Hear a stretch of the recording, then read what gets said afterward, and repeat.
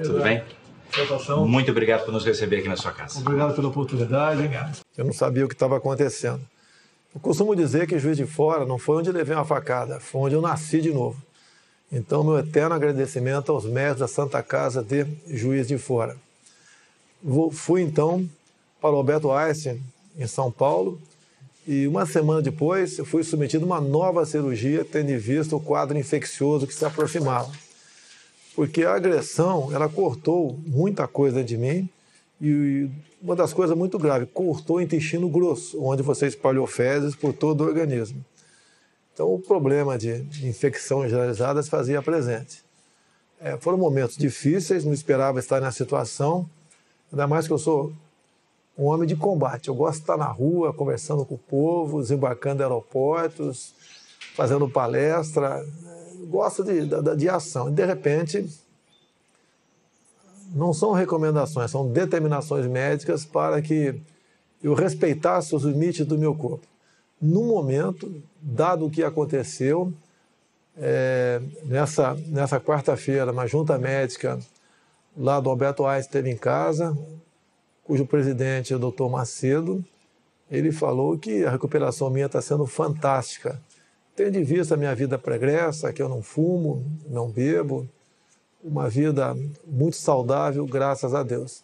E eu, respeitando isso, eu fico livre da colo no final de novembro, começo de dezembro, onde poderia, então, voltar às atividades normais. Mas, candidato, nesse momento, como é que o senhor se sente?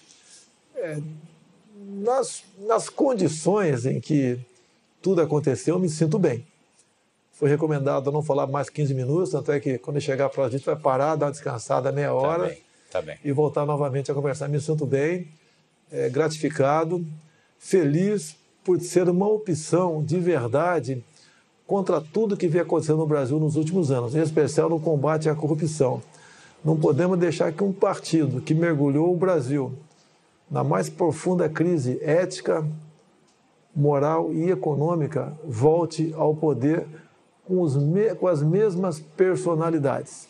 E você pode ver, tudo é conduzido de dentro da cadeia pelo senhor Lula, que indica aí um fantoche seu chamado Haddad, que por incompetência sequer conseguiu passar para o segundo turno na sua reeleição em São Paulo. Então eu me sinto feliz por esse lado, por ser um candidato conservador, que respeita a família, que quer fazer negócio com o mundo todo sem um viés ideológico, que quer jogar pesado na questão da violência, até para trazer um pouco de paz à sociedade, em especial às mulheres que vivem aflitas se seus filhos voltarão em paz ao término da faculdade ou ao término do evento festivo qualquer. Então, esse é o que me proponho, unir o povo brasileiro. E a esquerda sempre tentou nos desunir, criando castas, né? Negros contra brancos, nordestinos contra sulistas, ricos contra pobres, filhos contra os pais, na lei da palmada. Um pai não pode corrigir um filho. Qual pai quer dar uma palmada no filho? Ninguém quer, mas se você vê obrigado a fazer isso, você tem que fazê-lo. O Estado, que usurpa do momento dessa situação para punir os pais que, porventura, dão tapa no bumbum de um filho. E nós queremos resgatar a credibilidade do Brasil junto ao mundo aí fora. Saí um pouco do Brasil nos últimos meses, estive na Coreia do Sul, Taiwan, Japão, Israel, Estados Unidos, e é difícil, mesmo não sendo empresário, ser recebido com o manto da desconfiança. O Brasil, que sempre teve muita credibilidade aí fora, pela alegria do seu povo, pelos contratos, pela palavra, pelo aquilo que nós possuímos de bom aqui no Brasil, tudo isso, ao longo dos últimos 13 anos, foi jogado na lata do lixo. Vamos, se essa for a vontade de Deus, recuperar o nosso Brasil.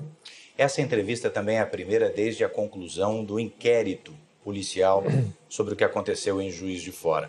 A Polícia Federal e o Ministério Público concluíram que o senhor foi vítima de um atentado com motivação política e com premeditação. Eu sei, o senhor já disse que não acredita que ele agiu sozinho. Agora, olhando para trás, quase um mês depois, vai fazer um mês agora, que conclusões o senhor tira daquilo tudo? Olha, o processo está sendo conduzido por um delegado que por 2 anos foi o homem de confiança de Fernando Pimentel, governador de Minas Gerais. A Polícia Federal, eu não quero acusá-la, poderia ser outro delegado, até para buscar isenção. Nessa equipe que investiga, temos conhecimento, tem muita gente isenta e outra até simpática à minha causa. Então, eu não quero precipitar uma declaração nesse sentido. A própria tentativa, no dia do evento, 6 de setembro, de alguém tentar entrar na Câmara dos Deputados com o nome do agressor, seria um álibi. Se ele consegue, naquele tumulto, cometer o teu ato e sumir, ele teria um álibi poderosíssimo, dizendo que esteve na Câmara dos Deputados. O senhor descobriu isso ainda no hospital? Isso chegou ao meu conhecimento. Que reação o senhor no teve hospital? quando soube disso? A reação da indignação. E nós não queremos fabricar um responsável, nem culpar esse ou aquele partido ou grupo ideológico. Nós queremos buscar a verdade e sinto que não se tem muita dificuldade de chegar à verdade. Afinal de contas, um ato como esse não pode partir da cabeça de uma pessoa de forma isolada. Até o seu depoimento foi muito contraditório em vários momentos. A Polícia Civil também faz um trabalho paralelo em Juiz de Fora.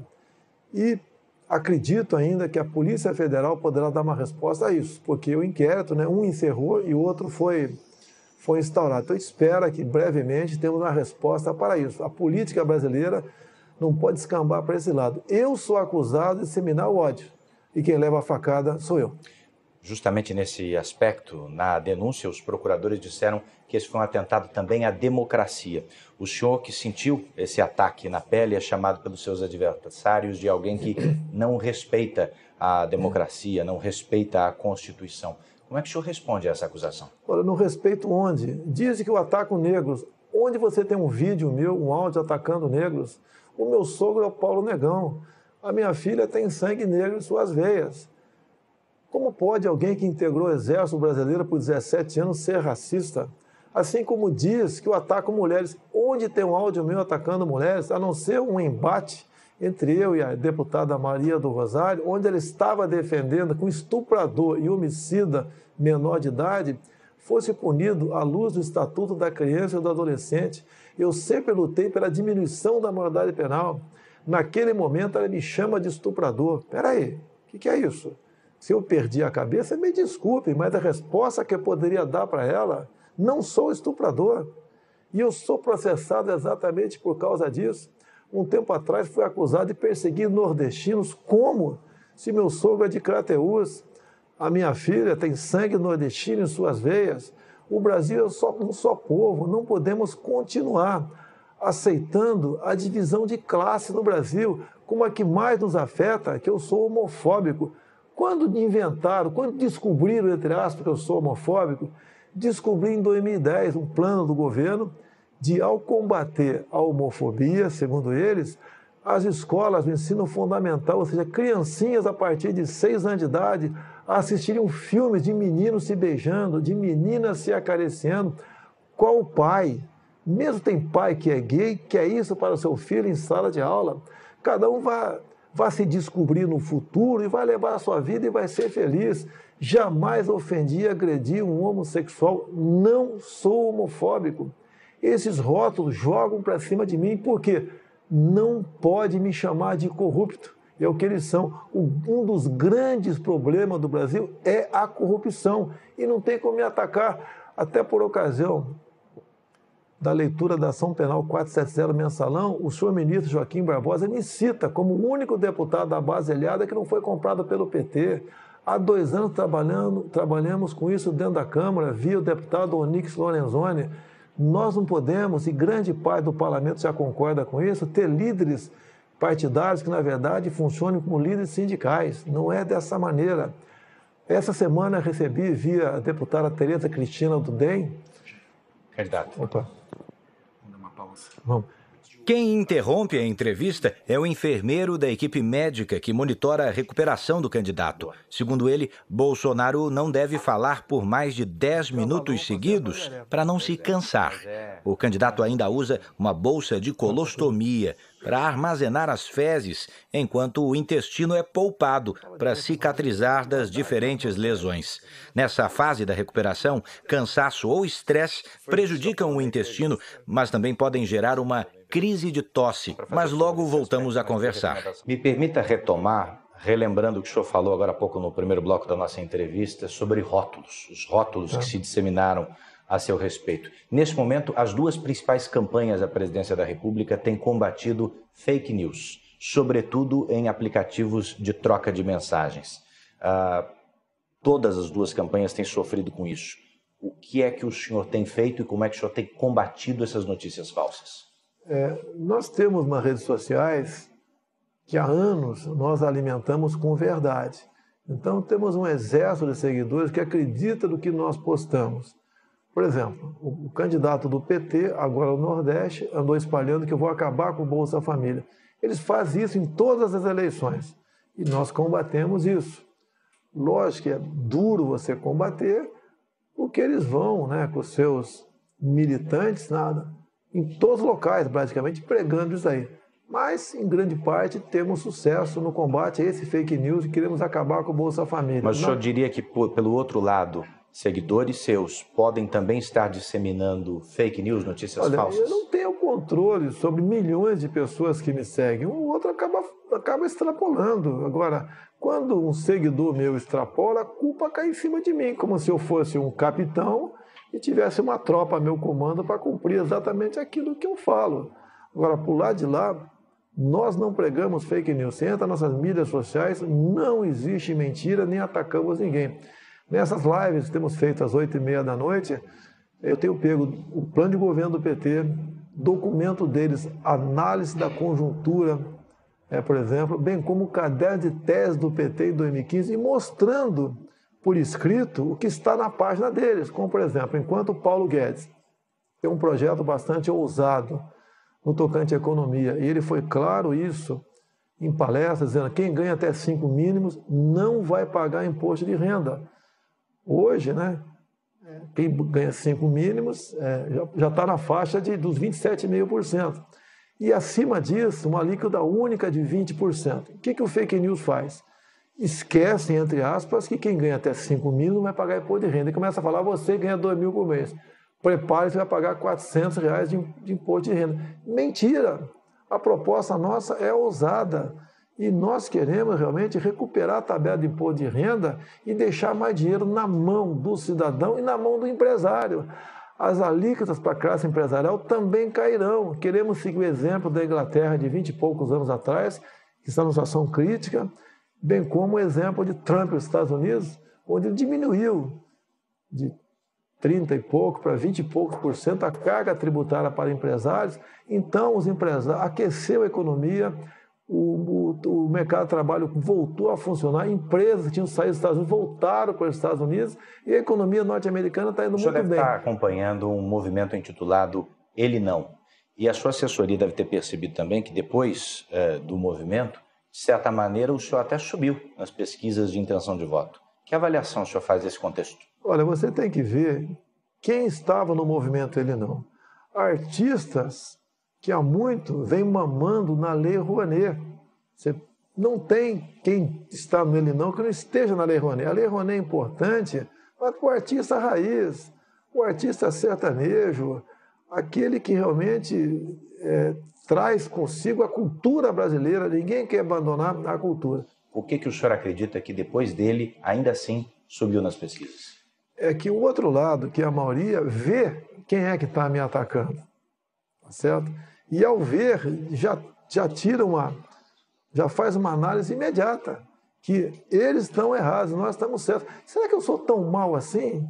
Eu quero o mal de todo mundo, de mulheres, de negros, de nordestinos, de quem recebe Bolsa Família, de pobre. Não é verdade. Eles não podem me chamar de corrupto. Sempre combati a corrupção.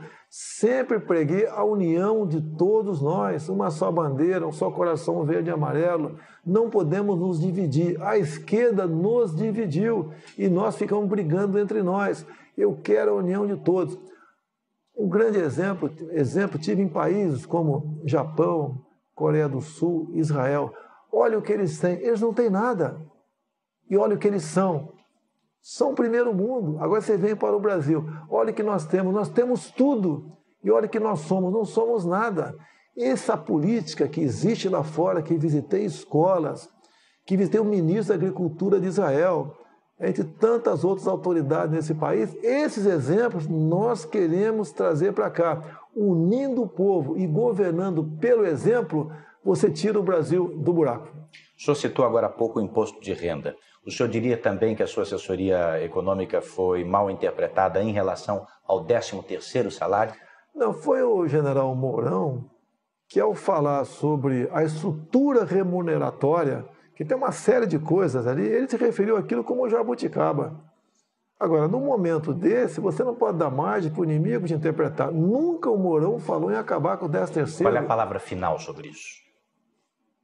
Aproveitaram uma palavra errada dele para dizer que queremos acabar com o 13º. Agora, deixa bem claro, que é um pouquinho mais velho, lembra em 2002, o PT pregou isso, que os parlamentares do então PFL, PP, aqueles partidos todos, queriam acabar com o 13º, fundo de garantia, hora extra, licença gestante, e inventaram isso em cima de um projeto que existia na Câmara, que não era para acabar. Era, por exemplo, você está com um problema financeiro, você procura o teu patrão, ouvir do sindicato, e em vez de cair na mão do agiota ou pegar um empréstimo no banco, o patrão podia adiantar parte do teu 13º. Você estava com problemas, por exemplo, queria estar no mês de setembro, e você gostaria de dar uma folga para si, chegaria para o patrão, ouvido pelo sindicato, e pegasse um desconto em férias, que existe nas Forças Armadas. Você pegava 15 dias de desconto em férias, ia dar uma relaxada para voltar com as baterias recarregadas. O PT pegou um projeto desse, que não acabava com os direitos, apenas flexibilizava e passou a massificar, dizendo que queríamos acabar com aquilo. Eu quase perdi o meu mandato em 2002, porque eu fui acusado também de querer flexibilizar aquilo tudo. Então o PT usa pequenos detalhes para dizer que eles são realmente o que estão preocupados com os trabalhadores e não os demais. Os seus eleitores depositam no senhor uma confiança e uma garantia no combate à corrupção e também à criminalidade. Não são questões simples de resolver. Muitos antes do senhor fracassaram nesse quesito. Qual é a solução? O combate à corrupção é você escolher o seu time de ministros sem o critério político. Você pode ver qual partido assaltou a Petrobras, qual partido esteve envolvido com empreiteiras. São partidos que tiveram os seus ministérios negociados com o governo. E esses partidos, como regra, botam o seu ministro lá para se locupletar, para arranjar dinheiro para os seus afiliados. Questão da violência. Nós devemos fazer diferente do que foi feito até agora. O Estatuto do Desarmamento só aumentou a violência. Deu a certeza ao bandido que, ao invadir a residência de qualquer um, não vai encontrar resistência. E mais ainda, olha que coisa esdrúxula, mais ou menos o seguinte. Vamos supor que você tem uma arma legal em casa, entra um marginal 2 da manhã. Você dá 15 tiros, pega 5 na canela. Não mata o cara. Você vai ser condenado por tentativa de homicídio. O vagabundo por invasão do domicílio. A pena dele é menor do que a tua. Nós temos que inverter isso. Tem um projeto em Brasília e, como presidente, teríamos menos dificuldade de aprovar. Ou seja, em legítima defesa da vida própria ou de terceiros. Na legítima defesa do patrimônio próprio de terceiro, você responde, mas não tem punição. Isso chama-se retaguarda jurídica, que vale para nós, cidadão de bem, e vale para os agentes de segurança, policiais civis e militares. Não pode um policial militar, após cumprir sua missão, 2, 3 da manhã, trocando tiro com marginal, com um fuzil. Onde tem isso no mundo? Só no Brasil. Ele ser processado que o marginal veio morrer com 4, 5 tiros naquele momento de tensão enorme. Vamos mudar o nosso Código Penal para dar essa retaguarda jurídica para o cidadão de bem e para os policiais. Agindo dessa maneira, tenho certeza que a violência diminuirá. Falando também sobre corrupção, candidato. Mais uma interrupção. Uma nova interrupção na entrevista é feita a pedido da equipe médica. Desta vez, Bolsonaro já demonstra cansaço, porque faz pausas maiores entre as frases. Eu retomo a entrevista falando de corrupção. Candidato, o senhor acabou de falar antes dessa nossa pausa sobre criminalidade, mas também sobre corrupção. A respeito desse segundo assunto, o juiz Sérgio Moro deu publicidade à delação do ex-ministro Antônio Palocci. Que impacto o senhor acredita que essas revelações terão na urna, no voto? Sempre há um impacto. O Palocci, antes mesmo de qualquer delação, ele já vinha colaborando. Ele foi um homem muito próximo do governo. Ele conta as entranhas do poder. Não tem como ele não fugir da verdade. E ele quer colaborar e vem colaborando. Então, parabéns ao Palocci, né? Porque quem não erra como ser humano. E ele tenta, logicamente, diminuir o dano ocasionado em todo o Brasil com suas ações. Ele mesmo disse. Nas últimas campanhas de Dilma Rousseff, gastou-se em torno de R$1,5 bilhão de reais. E quase R$1 bilhão foi Caixa 2. Fala de contratos de publicidade com a Petrobras. Fala um montão de coisa. Agora, a corrupção está colado no PT. Não tem como querer desvincular o que acontece na corrupção do PT. Nós devemos evitar que esse estado de coisa continue no Brasil. O PT não deu certo. É um partido que traiu os trabalhadores, traiu todo mundo. É um partido que tinha um projeto de poder, como o próprio Zé Dirceu disse há pouco. Ele disse, nós vamos assumir o poder, que é diferente de ganhar uma eleição. Ou seja, ele fala também em tirar poderes do Supremo Tribunal Federal. Ele fala, por exemplo, ali, coisas que, se tivesse na minha boca, seria uma explosão no Brasil. Está na boca dele. Nós pensamos e agimos diferentemente do PT. Se o senhor ganhar as eleições, o senhor não terá um projeto de poder? Não pensamos nisso em hipótese nenhuma. Até porque ser presidente do Brasil com tantos problemas, eu sei da responsabilidade, como será a minha vida nesses próximos 4 anos. E o que muitas pessoas dizem, né, que eu posso ser o ponto de inflexão naquilo que acontece aí. Muitos dizem que eu não posso ser um bom presidente, mas é aquele necessário para o momento. Mais grave que a corrupção é a questão ideológica. A gente vê jovens universitários, eu não sei o que tem na cabeça, com ações, com atos que não condiz com aquilo que está se formando. Que, em parte, as nossas universidades não formam alguém para o mercado de trabalho no futuro, está formando militantes. Devemos acabar com isso. Até hoje, o PT defende o regime de Maduro, como defendia o regime de Chávez. Nós devemos nos afastar da Venezuela. Temos que dar um pé no traseiro do socialismo, no comunismo. Não podemos admitir essa ideologia em nosso Brasil. Será o fim da nossa pátria se o PT conseguir chegar ao poder. Lamento, vou respeitar o resultado das eleições, até porque eu me preparei lá atrás para que tivéssemos uma auditoria por ocasião das eleições. Em 2015 aprovei o voto impresso. Lamento o Supremo ter derrubado com o argumento da senhora Raquel Dodge, dizendo que a impressão do voto comprometia a segurança das eleições. É exatamente o contrário. Mesmo com 5% das sessões com o voto impresso, você teria um retrato no Brasil do que foram as eleições.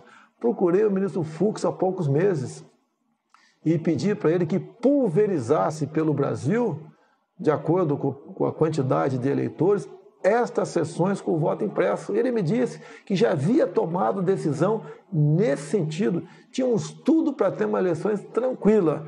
Lamentavelmente, essa interrogação aparece. E o apelo que eu faço àqueles que acreditam em mim: vamos votar, não vamos nos omitir, não vamos votar em branco, não vamos anular o voto. Muito pelo contrário, vamos convencer uma pessoa a votar na gente. O PT, todo mundo já conhece o que é e o que nos espera com o Zé Dirceu voltando ao poder. Comigo, a certeza que vocês terão que eu serei realmente não mais um capitão do Exército, mas um soldado do Brasil a serviço desse povo que merece e tem tudo para ser feliz. Uma última pergunta. Estamos a 3 dias das eleições. O senhor, eu sei, acredita que vence no primeiro turno. Mas se isso não acontecer, quem o senhor acredita que enfrenta num provável segundo turno? Olha, as pesquisas... Todo mundo desconfia no Brasil. O Brasil é um país onde não se acredita em quase nada, infelizmente. Mas vamos partir do princípio que as pesquisas são essas que estão aí.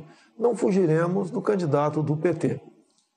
Não será nós contra ele, será o Brasil que quer mudanças, o Brasil que não quer mais corrupção, o Brasil que quer que criança seja respeitada em sala de aula, o Brasil que acredita na família, é o Brasil que respeita as religiões, um Brasil que quer conversar com o mundo todo sem o viés ideológico, um país que quer jogar pesado na questão da violência, até para dar paz para as mulheres que são preocupadas com a integridade física dos seus filhos.